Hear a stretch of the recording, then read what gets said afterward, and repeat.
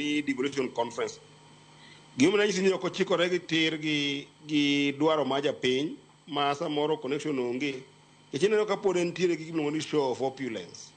Ineno ka geche madongo dongo pod riemba riemba ji obiro e conference gi mwandu moket mang'eny e conference ni endi, to iyudo ka samoro the biggest challenge en niya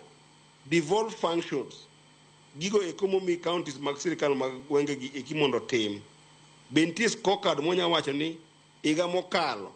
osiptende wana chal kama ne gionge gi yedhe machalo kama, to higa ni endi mae gima osetimo kaka counties ga government kara ni counties makama osekawo okang' maromo kama endi e gigo eko mathagowa e weche go eko mag ECDs magwa,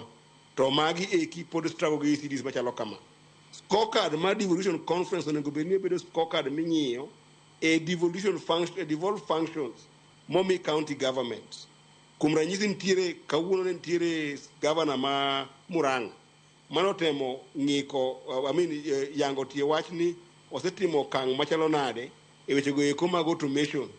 e revenue stream kata mag managing county. En kende mane okotemo wuoyo e gima dwaro ambatana gi gima itimo e devolution conference, but chutho onego bed ni devolution conference duto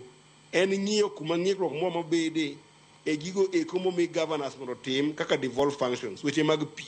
weche mag ECD, weche mag TVETs magwa, weche mag nderni mag county, weche go eko mag yedhe mimiyo ji osiptende, weche go eko mag teyni mantie kor gwenge. Onego bed wabedo gi road map mondo wang'e ni gigo eko to chal nade. Koro kibiro e devolution conference to gigo eko ok oyang kar jopiny ok nyal connect kodgi. Kaso mar ariyo en ni pimo ni pes mosebiro e kor gwenge gi